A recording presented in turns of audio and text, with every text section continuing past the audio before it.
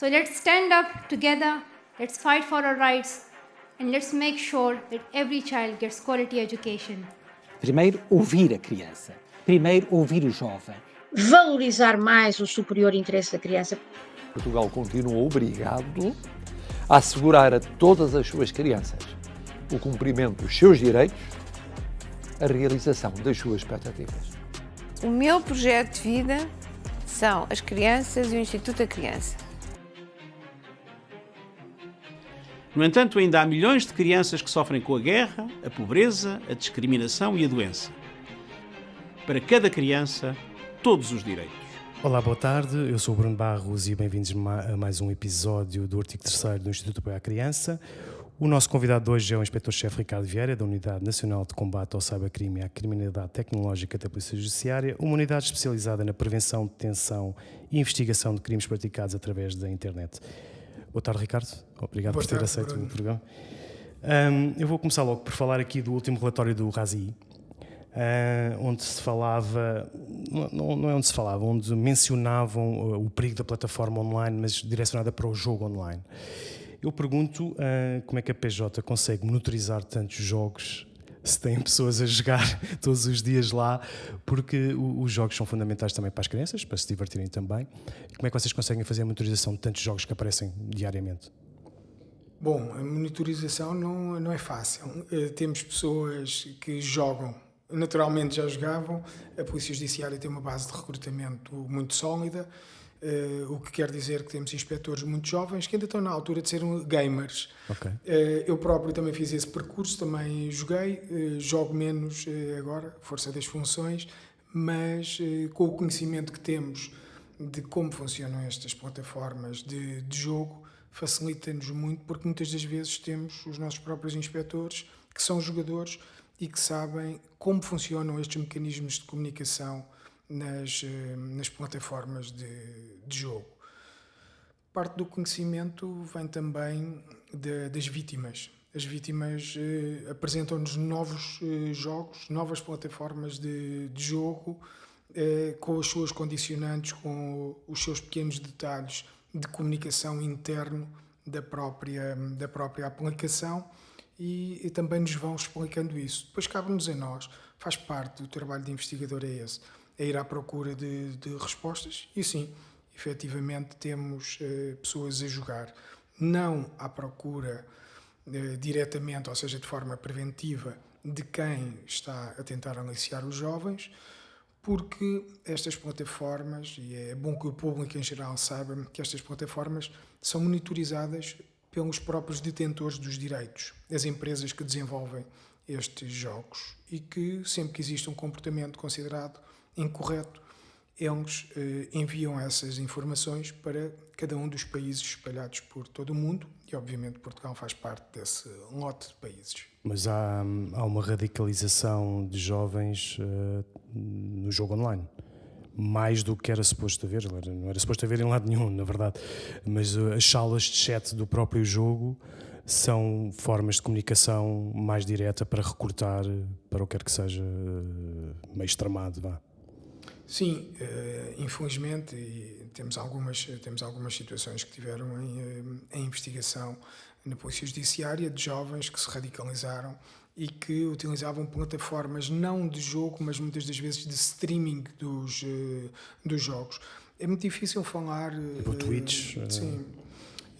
É muito difícil falar de nomes de plataformas porque senão parece que fica aqui um selo de desconfiança sobre estas próprias plataformas. Tanto o Discord como a Twitch têm mecanismos de colaboração estreita com as forças policiais espalhadas por todo o mundo, facultam-nos imensa informação porque têm consciência da utilização que é feita pelos jovens para comportamentos menos corretos. Eu até tinha como última pergunta, mas passo já a ela. Como é que vês esta proibição dos telemóveis na escola agora? Calculo que em setembro vamos ter aí uma novidade qualquer do primeiro e segundo ciclo, também se calhar alargado até ao terceiro ciclo. Achas bem, achas mal? Achas que deve ser equilibrado? Eu sei que também tens filhos, portanto como é que fazes essa gestão também com eles? Considero que esta proibição é um erro, porque não estamos a educar, estamos a proibir. E eu sou apologista, e há muito tempo que a Polícia Judiciária vem defendendo a formação, aquilo que consideramos uma prevenção primária. E faz mais sentido deixar os jovens, as crianças, utilizarem o telemóvel em ambiente escolar, mas explicar-lhes aquilo que eles podem e não podem fazer e as consequências. Nunca se fala em consequências. Vivemos numa sociedade nas quais os jovens pensam que não têm consequências sobre os seus atos. E esse é que é o erro. O proibir vai apenas fazer, se calhar esta não é a melhor comparação, mas vai ser como as drogas. É proibido e as pessoas procuram. Vai sempre haver formas de contornar. Porque os jovens vão levar o telemóvel escondido dentro da mochila. Ou 2. Exatamente. Ou vamos fazer revistas às mochilas dos jovens. É a este ponto que as escolas se querem sujeitar. É uma decisão política, não me compete a mim comentar isso. No entanto, enquanto profissional que trabalha muitas das vezes próximo das escolas, considero que é um erro gravíssimo. Achas que há uma espécie de desresponsabilização familiar e pondo então um peso maior no fator escola, na instituição escola, que parece que leva com o ónus desta responsabilidade de controlar quem entra e quem sai com o telemóvel? Se calhar era em casa que devíamos começar a fazer isto, não é? Sabes, essa é uma boa pergunta e o Instituto de Apoio à Criança tem tido uma parceria estratégica também com a Polícia Judiciária, colaboramos e sempre também que precisamos de apoio do Instituto de Apoio à Criança temos esse apoio. E em muitas das ações de prevenção que vocês promovem e para as quais a Polícia Judiciária é convidada e nas quais eu participo em muitas, formação para pais, formação para professores, para educadores, para cuidadores, para quem tem responsabilidade na educação dos jovens. Explico sempre que tem que haver uma formação, tem que se explicar, e isso começa em casa. Não pode haver uma desresponsabilização por parte dos pais, achando que as escolas é que têm a obrigação de os ensinar. São regras básicas de educação. O que fazer e o que não fazer. Eu dou muitas vezes este exemplo neste tipo de ações de prevenção. Quando os pais dizem, tens aqui um telemóvel e agora porta-te bem, ou tem cuidado. O que é que isto quer dizer do tem cuidado? Não deixes cair o telemóvel para não partir o ecrã? Ou tem cuidado com quem falas? Mas se não lhes derem as bases, eles não sabem com quem estão a falar. Isso tem que haver aqui algum nível de controlo. A parentalidade é isso mesmo. Tem que haver um controlo. Tem que haver uma educação, um acompanhamento. Não é uma desresponsabilização. Senão também podemos pegar num jovem, damos-lhe um carro para as mãos. Exatamente. Quando ele tiver 12 anos, ele vai sozinho para a escola. E tem cuidado que é para não bateres em ninguém. Hoje até os carros maioritariamente são automáticos, sim, portanto eles já sabem, nos jogos eles já jogam isto com alguma facilidade, com certeza que até se calhar conduziam melhor do que alguns pais. Pois já não, acredito que sim. E agora estavas-me a falar aqui dos jogos e também nas ações que a própria Polícia Judiciária também faz em escola, e vocês fazem muitas campanhas. Eu lembro perfeitamente de ter ido a uma de lançamento Raiuela, porque é macaca em espanhol, não é? Certo, o jogo da macaca. Eu gostava, como é que isso está a correr? Houve boa aceitação? Eu lembro-me da sala cheia, portanto calculo que depois isso também tenha vindo cá para fora, para as escolas. Tens algum resultado prático do jogo? Ou? Os resultados ainda são preliminares, no entanto nós fomos ambiciosos, mas com o apoio da Direção-Geral de Educação estabelecemos uma parceria direta também para difundir este jogo. Tínhamos um universo de cerca de 800 mil alunos. Sabíamos que não iríamos chegar a eles, mas se chegássemos a 3, 4, 5%, já era alguma coisa porque a palavra passa. Neste momento o projeto não está em pausa, mas as férias determinam que o projeto não seja aplicado, o jogo não seja aplicado em contexto escolar. Tivemos agora aqui uma reunião geral com alguns municípios que também são um parceiro na difusão deste jogo. É um jogo que tem tido bastante aceitação junto da comunidade escolar. Eu gostei de jogar, portanto. É um jogo super simples, é um jogo que foi feito por jovens e nas nossas apresentações temos dito sempre isso. É um jogo que foi feito por jovens para jovens, não foi um jogo que os adultos quiseram fazer para os jovens. Participaram na escuta ativa e eles têm um poder de decisão. Eles tiveram uma palavra a dizer. Aquilo que ali está é resultado de entrevistas, de conversas, de recolha de informação junto dos jovens. Claro, eu digo sempre, aquilo não é um Fortnite, mas é uma ferramenta para que os professores estejam dotados de conhecimento específico e vai acompanhado, e a Polícia Judiciária tem feito esse esforço de atualização de guidelines, ou seja, de linhas estratégicas que podem ser partilhadas com os jovens quando jogam o jogo. Não é só jogar o jogo, é também depois explicar as consequências e explicar o que se pode fazer no caso de terem sido vítimas ou de terem sido agressores. É muito importante. As crianças e os jovens não são só vítimas. Muitas das vezes também são agressores, eles próprios, e têm que ter consciência dos seus atos. Isto é aquilo que o jogo vai transmitindo e fomenta uma discussão em ambiente escolar. Tu vês com alguma preocupação a inteligência artificial, ou seja, no sentido, eu li uma notícia o mês passado, que o Parlamento Europeu votou em maioria a favor de uma diretiva que criminalizava a criação, posse e partilha de pornografia infantil. Estamos bem aqui, mas também refere gerada através da inteligência artificial. A minha pergunta é um bocado, como é que eu ia dizer, não é falaciosa, mas o que eu quero dizer é que a IA precisa ser treinada por humanos, não é? Ou seja, treina-se a IA com abusos sexuais? Uma boa questão. Esta proibição é uma proibição que no Código Penal português já estava prevista. No crime previsto para pornografia de menores, quem criar conteúdos de pornografia de menores em que exista uma representação realista de um menor em atos sexuais e que depois partilha esses conteúdos, essa pessoa já está a praticar um crime.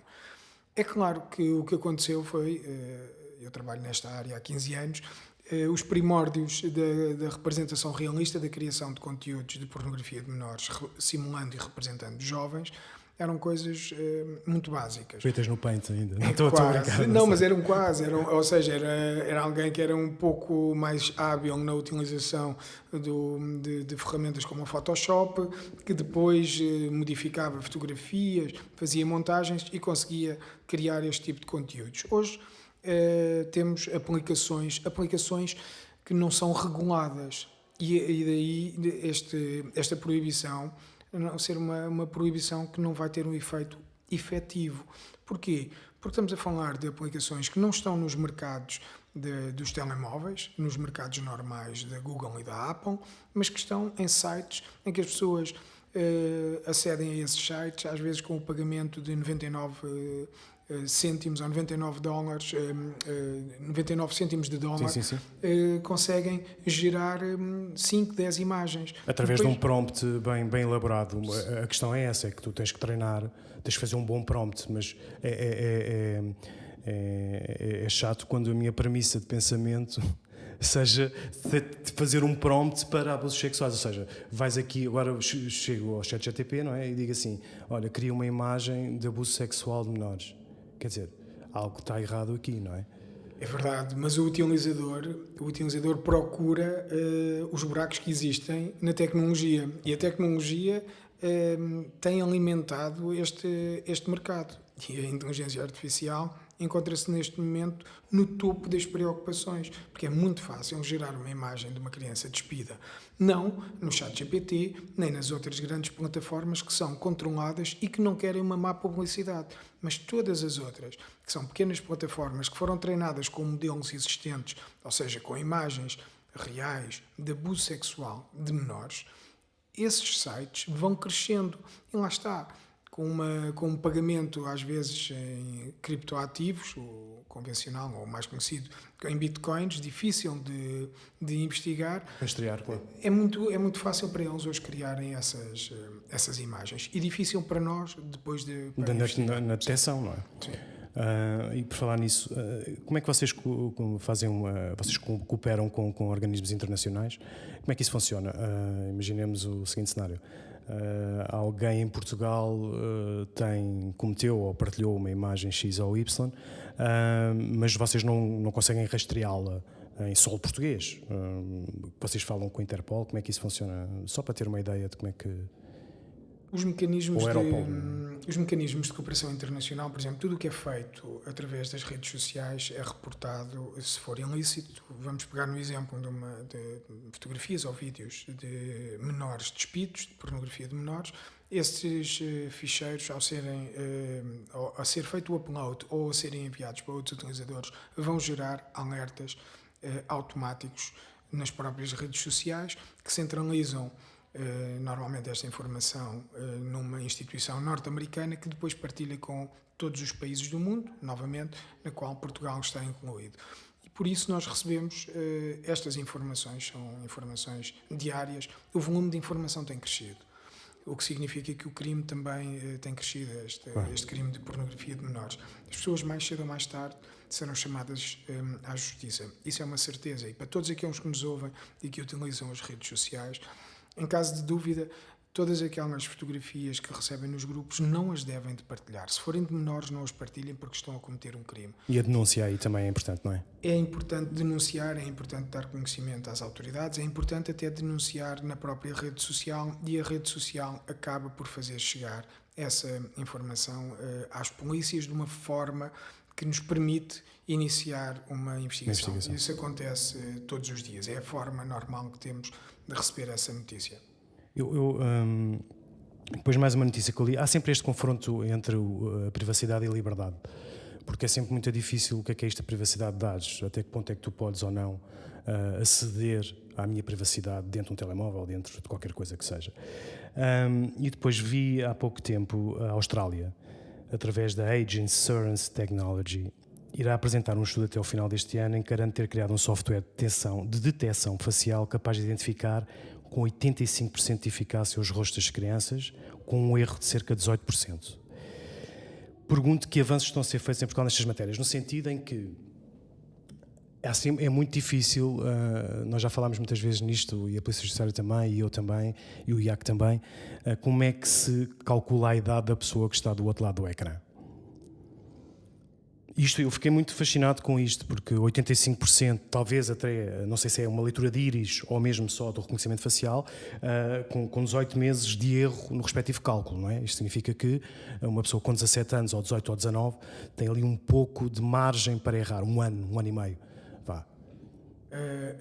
A identificação de vítimas é uma preocupação que nós, na Polícia Judiciária, temos. As características antropomórficas de cada jovem, de cada criança, são passíveis de ser analisadas com recurso a ferramentas que já existem.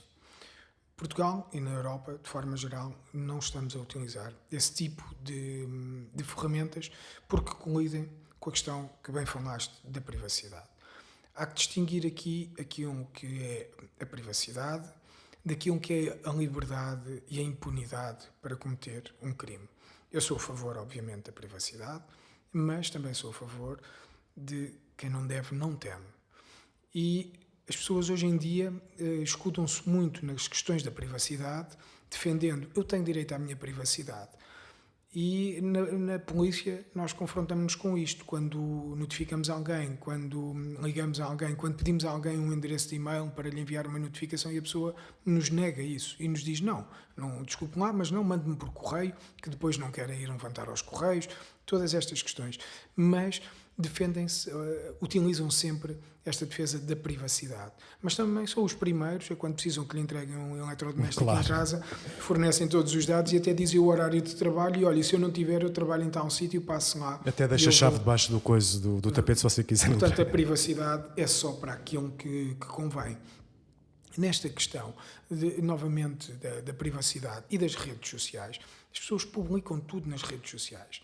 E quando têm aquela ideia errada de que eu tenho o meu perfil privado, também têm que perceber que nos termos e condições, as redes sociais que estão maioritariamente sediadas nos Estados Unidos, os regulamentos de privacidade são diferentes. E aquilo que está previsto na utilização por parte das redes sociais da imagem de um utilizador significa que nós perdemos a propriedade daquela fotografia quando a colocamos numa rede social. E aceitamos isso a partir do primeiro momento em que instalamos a aplicação e aceitamos os termos e condições. É claro que daria imenso jeito poder utilizar, e existem ferramentas poderosíssimas que podem identificar vítimas. Nós estamos a falar de poder salvar crianças que estão, neste momento, enquanto nós estamos aqui a falar, a ser vítimas de abusos sexuais bárbaros para satisfazer sexualmente adultos espalhados por todo o mundo. A utilização destas ferramentas iria nos permitir detectar quem são aquelas crianças que às vezes estão a ser abusadas por um adulto de referência. por um adulto que é um familiar, por um adulto que é um professor, um cuidador. Ambos sabemos que a maior parte acontecem dentro do seio familiar, portanto. Infelizmente, não estamos a utilizar. No entanto, isso não significa, para todos aqueles que nos ouvem, que entendam que não significa que a Polícia Judiciária esteja de braços cruzados. Aquilo que fazemos é utilizarmos outras ferramentas para identificar vítimas e temos técnicas e temos formação e ferramentas para identificar vítimas. Só que é um trabalho mais moroso, que poderia ser facilitado com a utilização da inteligência artificial ou destas ferramentas. Claro, o que acontece, isso muito provavelmente envergonha a Europa, não tenho dúvida nenhuma, porque conheço polícias espalhados um pouco por todo o mundo, e se falarmos na Austrália, se falarmos nos Estados Unidos e no Canadá, eles utilizam essas ferramentas, identificam vítimas. E existe realmente uma possibilidade de recuperar e de salvar aquela criança. E por vezes são crianças que estão na Europa e eles conseguem nos identificar e facultam-nos. E rapidamente também, que hoje em dia, não é? Claro. Sim, não é difícil, ou seja, esse trabalho é um trabalho difícil, mas a utilização da tecnologia vinha facilitar. Infelizmente. Não, porque lá está, a inteligência artificial também tem esses dois lados, não é? Pode servir para o bem, pode servir para o mal, depende de quem a usa, e em jeito de conclusão, isto também é um pouco, depende de como é que tu usas o teu próprio telemóvel, também podes usar para o bem, podes usar para o mal. E voltando um bocadinho atrás, queria só que deixasse aqui uma mensagem para os pais ou para a nossa audiência, pais e alunos. Não devemos de todo abrir qualquer link que seja suspeito. Isso é ponto assente, certo? Sim, isso já é um conselho, já é um conselho antigo, já está muito Imagens que nos chegam que não são para nós, que achamos abusivas. O que é que fazemos? Reportamos à própria plataforma ou bloqueamos a pessoa? Antes de bloquear, devemos de reportar à própria plataforma e em algumas das situações, desde que não sejam fotografias de nudez de menores, mas se forem de nudez de menores, que façam capturas de ecrã, que as guardem só no telemóvel e que vão a um posto policial. Porque estamos a falar de grupos de WhatsApp, do Telegram, plataformas encriptadas ponto a ponto, que nós necessitamos dessas informações. Vão a um posto policial e digam, olha, eu recebi isto neste grupo, isto é incorreto, eu não sei quem é este utilizador, mas que nos facultem essas informações. Não olhem só para um lado, é um dever de todos nós. Para terminar, quantos minutos de ecrã é que tens hoje? Quantos? Minutos de ecrã é que tens no teu telemóvel? Não tenho muitos, mas também é preciso deixar aqui uma referência que acho importante e que muitas das vezes nas minhas apresentações faço menção disso. Eu sou um viciado em tecnologia. Se conseguir e tiver capacidade económica, compro aquele gadget que saiu. O último grito. O último grito, e que muitas das vezes até venho a descobrir que não serve assim para nada. Mas eu adoro tecnologia e o uso da tecnologia. Sou fascinado pela internet e pelas potencialidades da internet e da inteligência artificial. Mas também tenho consciência de quais é que são as ações que posso e não posso fazer. E isso não vem da minha profissão. Vem daquilo que foi a formação que me foi dada. E é isso que peço a todos os adultos que nos ouvem, que possam educar os seus filhos, os seus sobrinhos, netos, o que quer que seja, que lhes deem valores para que eles não tenham que ser proibidos de utilizar telemóvel em contexto escolar. Não vejam o telemóvel como algo negativo. É algo super positivo, mas tem que ter regras de utilização. Ricardo, muito obrigado pela tua presença e obrigado também por esta última mensagem que foi bem esclarecedora, não só para os pais e também para toda a comunidade escolar. Muitas vezes também tem esse papel de educação e que muitas vezes não o permitem ter. E aquela premissa de ter os telemóveis na escola ou não ter, vamos ver como é que isto corre, mas acho que é em casa que se deve começar e, como tu muito bem disseste, com equilíbrio e saber o que é correto e o que é que está certo e o que é que está errado, e assim talvez tenhamos menos crime, digo eu. Eu agradeço ao IAC o convite que fez à Polícia Judiciária. Estou aqui a representar a Polícia Judiciária, a partilhar aquilo que é a nossa experiência, o nosso conhecimento e que espero que seja útil para todos aqueles que nos estão a ouvir e que nos vão ouvir, e muito sucesso para este podcast.